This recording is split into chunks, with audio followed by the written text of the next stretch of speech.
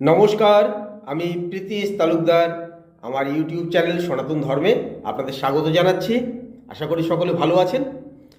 আমরা ভগবান শ্রীকৃষ্ণের জীবন নিয়ে আলোচনা করছিলাম, আর গত পর্বে ছিলাম কালীয় দমনে। বাকি অংশটা আজকে আলোচনা করব। আমাদের যে চারটে মহাকাব্য আছে বলি পৃথিবীতে, রামায়ণ, মহাভারত এবং ইলিয়াড এবং ওডিসি। এই ইলিয়াড ওডিসি হচ্ছে গ্রীসের। তা সেই ইলিয়াড ওডিসি দেশে যাই। গ্রিক পুরাণ অনুসারে হেরাক্লেস হাইড্রাকে দমন করেছিল। গ্রিক পুরাণের দেবতা হচ্ছে হেরাক্লেস, হাইড্রা হচ্ছে জলে বাস করা এক মহাসর্প। আবার এই হেরাক্লেস তার মা হেরার স্তনদুগ্ধ আকর্ষণ করেছিল বলপূর্বক।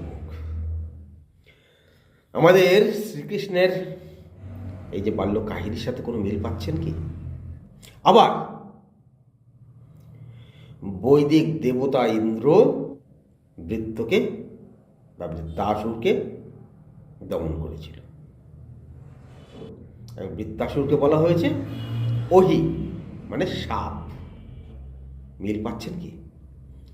তাই আমাদের পণ্ডিতরা বলেন যে কৃষ্ণ যখন একজন মানুষ যখন নিজ কর্ম, ত্যাগ, তিতিক্ষা, বীর্য সমস্ত কিছুর মাধ্যমে মানুষের মনে জায়গা করে নিল, ক্রমে ক্রমে তার ছায়া বাড়তে লাগলো, মানুষের কাছে তার জনপ্রিয়তা বাড়তে লাগলো, তখন কৃষ্ণের অনুগামীরা তাকে ঈশ্বরের সাথে সংযুক্ত করতে শুরু করল।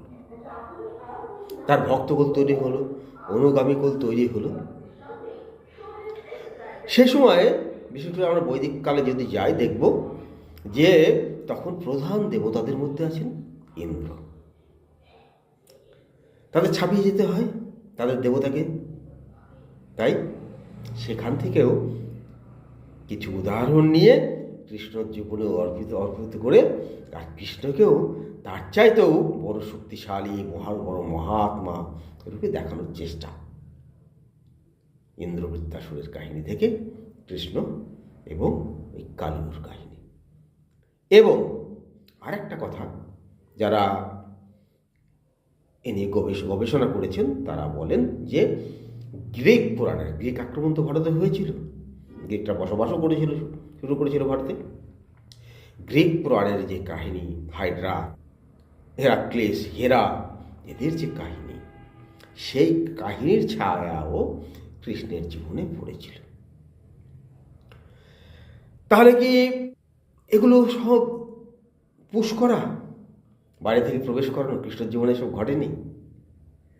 কৃষ্ণ জীবনে যদি নাই ঘটে, তাহলে কৃষ্ণের বাল্য জীবন ছিল না তা তো হতে পারে না।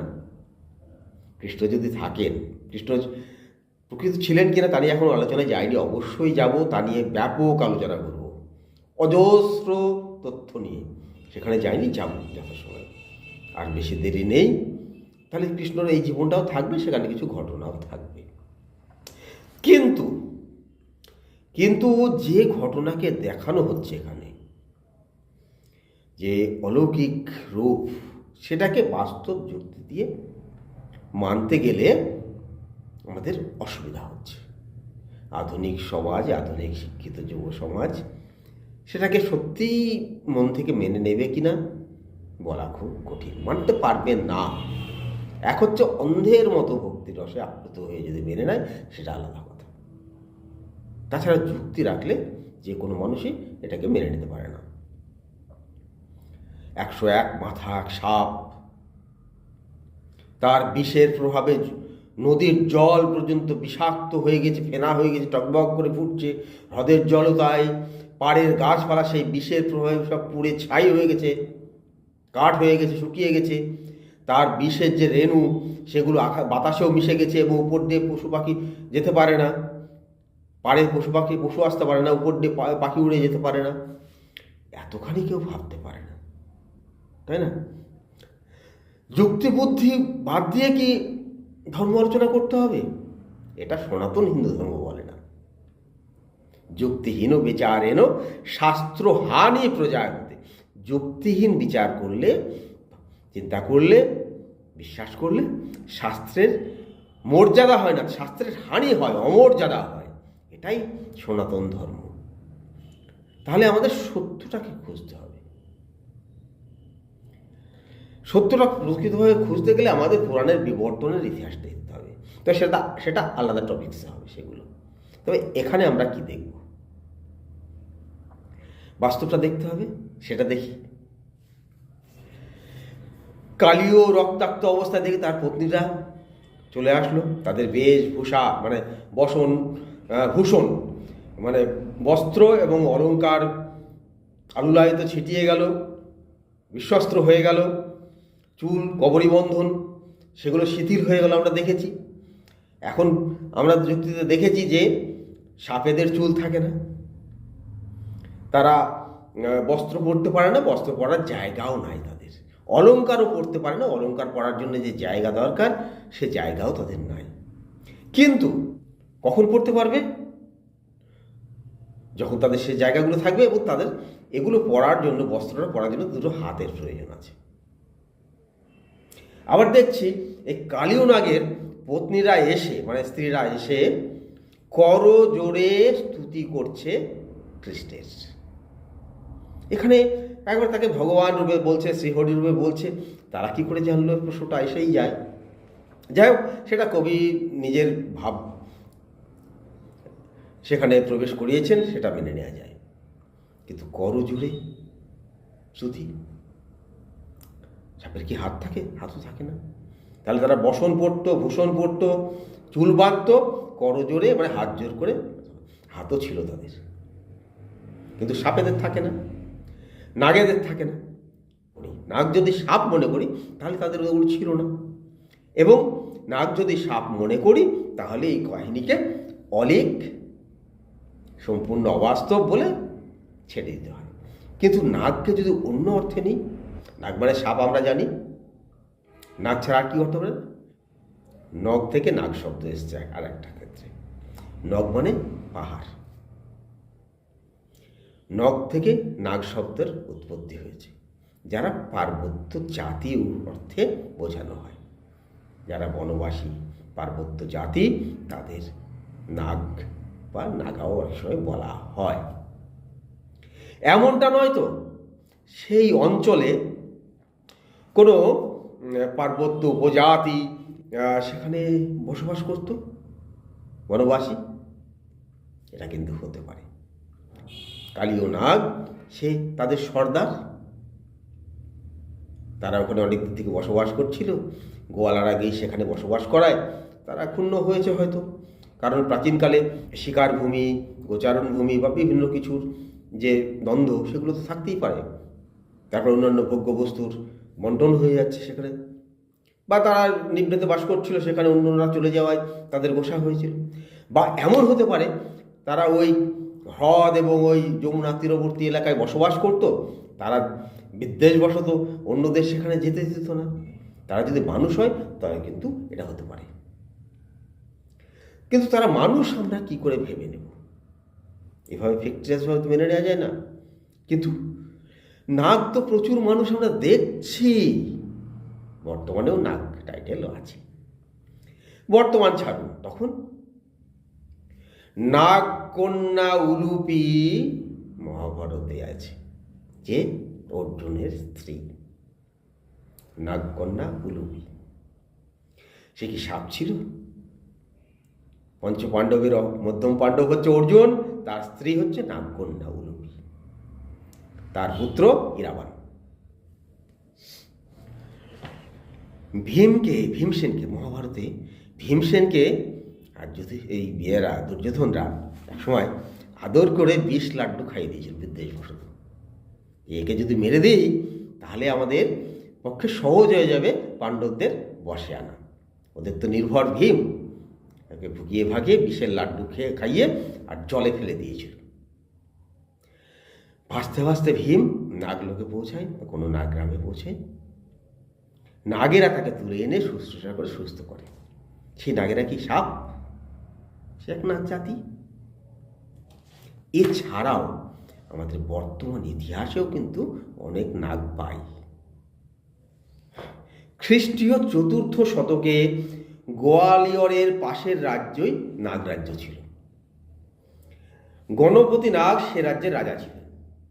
ইতিহাসে বিখ্যাত 2য় চন্দ্রগুপ্ত সেই রাজ্যের নাগরাজের কন্যা কুবেরী নাগকে বিবাহ করেন। তারা কি সাপ? নিশ্চয়ই না।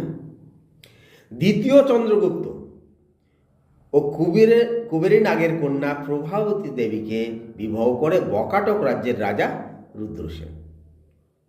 এরা সব সাপ? না সাপের সাথে মানুষের বিবাহ হয়েছে?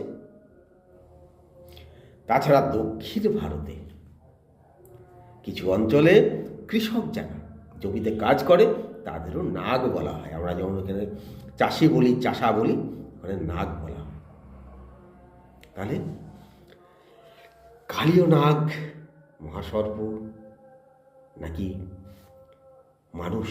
এই নাগ জাতি, উপজাতি, বনবাসী জাতি বা পার্বত্য আধা উপজাতি, কোনটা আমরা ধরি? যদি মানুষ ধরি, তাদের সঙ্গে দ্বন্দ্বের রূপ ধরি, তাহলে কিন্তু বাস্তবতা এসে যাচ্ছে। দেখুন, তাছাড়া আরেকটা জিনিস দেখুন, গলাটা সব এলো, শুনুন, তারা কেউ কিন্তু রুষ্ট হলো না। ওন যদি হয় তাহলে আমাদের বাড়ির ছেলে অত প্রিয়, আমাদের শুধু না বাড়ির না, পুরো পল্লীর অত প্রিয় সন্তান, এমনকি বলরাম আছে মহাবীর, তারা কেউ রুষ্ট হলো না কালীয়র প্রতি। কৃষ্ণকে নিস্তেজ হয়ে কালীয়র নাগপাশে বন্দি দেখে তারা কেউ আক্রমণে গেল না, শুধু কাঁদতে লাগলো। এত কাপুরুষ ছিল তারা? এটা হতে পারে না। তারা শেষ চেষ্টা করবে তাদের সন্তানকে উদ্ধার করার। এখানে কিছু একটা করা হয়েছে পরবর্তী সময়। এবার শেষ জায়গায় আসুন। এখানে কি বলছে? বিষ্ণু পুরাণের 8ম অধ্যায় এর শেষে 79তম শ্লোকের দিকে দেখুন। তত সর্বে পরিশোভজ্য মৃতং পুনরিবাগতম গোপা মূর্ধনি গপবিন্দম শিশিচূর্ণেত্র জৈজ্বল্যয়।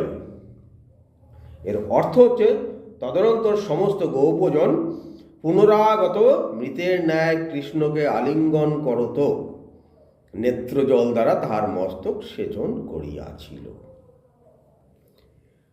মৃতের ন্যায় পুনরাগত। কালীও তো চলে গেল সমুদ্রে বা সেই স্থান ত্যাগ করে, সাথে সাথে যমুনার জল, হ্রদের জল একেবারে পবিত্র হয়ে গেল। এটা হতে পারে না। কিন্তু যেটা দেখানো হচ্ছে, এখানে বলা হচ্ছে যে মৃতবৎ, হ্যাঁ, মৃতের ন্যায় কৃষ্ণকে, মৃত অবসন্ন কৃষ্ণ উঠে আসছে। মৃতের ন্যায় তো হওয়ার কথা কালীয় নাগের। সে তো রক্তবহন শুরু করে দিয়েছিল, শেষ অবস্থায় পৌঁছে গেছিল। কৃষ্ণ দয়া করলো, তাই বেঁচে গেল। তাহলে কৃষ্ণ মৃতের ন্যায় কেন? সে কথাও আবার পুরাণ বলছে যে কৃষ্ণ আবার ঢং করছে। সাধারণ কথায় বলতে গেলে ঢং করছে। সে যে মহাশক্তিশালী ভগবান সেটা বুঝতে দিতে চায় না। এটা কি খুব সবল যুক্তি? এখনই তো সমস্ত গোপেরা দেখলো তাকে কালীয় নাগের উপর নৃত্য করতে, তাহলে যুক্তি টেকে না। পুশ করা বিষয়টা এরকমই হয়। তাহলে সত্য কি? সত্য এটাই যে তাদের সঙ্গে কৃষ্ণ দ্বন্দ্বে জড়িয়ে পড়েছিল। কৃষ্ণ গরুর পাল নিয়ে অন্যান্য রাখাল বালকদের সাথে সেই যমুনা তীরে আসে, হ্রদের পাশে আসে। সেখানে সেই জল পান করা নিয়ে হয়তো ওই নাগেদের সঙ্গে দ্বন্দ্ব শুরু হয়। তারা সেখানে ওদের প্রবেশকে ভালোভাবে নেয়নি, তারা ওখানে বিতরণ করতে চায়, তা নিয়ে দ্বন্দ্ব বাজে। কৃষ্ণ প্রকৃতপক্ষে গোয়ালার সন্তান তো নয়, সে রাজপুরুষ। তার রক্তে রাজ রক্ত বইছে, প্রতিবাদী রক্ত বইছে, ক্ষত্রিয় রক্ত বইছে। আর কৃষ্ণ পরবর্তী কৃষ্ণকে যা পায় সেই রূপ ধরলে তার চরিত্রিক বৈশিষ্ট্য ছোটতেও তেমন ছিল। তাই সে প্রতিবাদ করে ওঠে এই জলে প্রত্যেকের অধিকার, আমরাও এখানে বসবাস করছি, আমাদের অধিকার, আমাদের যে গবাদি পশু তৃষ্ণার্ত এই শুষ্ক সময় তাদের সমান অধিকার, তোমরাও কিন্তু তারা মেনে নেয়নি, তাদের সঙ্গে দ্বন্দ্বে জড়িয়ে পড়ে কৃষ্ণ। কিন্তু হয়তো সেই রাখাল বালক, ছোট ছোট বালক তো তারা, তাদের আটকে রাখে, বেঁধে রাখে। তা শুনে গোপেরা আসে, গোপেরাও দ্বন্দ্বে লিপ্ত হয়। আবার এমনও হতে পারে সেখানে সেই সময় বসুদেবের প্রেরিত বা নিযুক্ত কৃষ্ণের অঙ্গরক্ষক কৃষ্ণ বলরামের সেখানে এসে পড়ে, তাদের সবার মাধ্যমে সেখান থেকে ওই নাগ উপজাতি বিতাড়িত হয় এবং এরা যমুনা এবং হ্রদের জল অধিকার লাভ করে। এটাই বাস্তব, এটাই সত্য হবার সম্ভাবনা। তবে হ্যাঁ, একেবারে হাতে গরম প্রমাণ দেওয়ার ক্ষমতা আমার নাই, সম্ভবত কারো নাই। ইতিহাস যা বেশ কয়েক হাজার বছর আগের, তার হাতে গরম প্রমাণ কেউ দিতে পারে না। যদি বলেন তাহলে মানব কেন? দেখুন, এমন কিন্তু অনেক উদাহরণ দিতে পারি যা চাক্ষুষ সামনে, তাও কিন্তু সঠিক নির্ণয়ে নাই। যেমন তাজমহল নিয়ে কত কত রকম, তার নির্মাণ সময় নিয়ে, তার পরিকল্পনাকারী বা আর্কিটেক্ট যে রচনা করেছেন বা যার ইঞ্জিনিয়ারিং করেছেন তার শ্রেণীকে, তা নিয়েও হাজার মত আছে, তার খরচ নিয়েও হাজার মত আছে, হাজার ঐতিহাসিকের। তাহলে হবে আলোচনা পরে। ভালো থাকুন। আবার অনুরোধ, আমার চ্যানেল সাবস্ক্রাইব করুন, অন্যকে শেয়ার করুন। আমি এখানে উপস্থিত হয়েছি সনাতন ধর্মের জন্য আমার যে দায়িত্ব, সেই দায়িত্ব নিয়ে, কিন্তু সেটা আপনাদের সবার কাছে পৌঁছলেই এবং আপনারা দেখলে বুঝলে তবেই সেটা সফল হবে। তাই আপনারাও ছোট ছোট দায়িত্ব পালন করুন, সকলকে শেয়ার করুন, অনুপ্রাণিত করুন, লাইক করুন, যাতে বহু মানুষের কাছে পৌঁছায়। ধন্যবাদ। পরবর্তী পর্বে আবার দেখা হচ্ছে।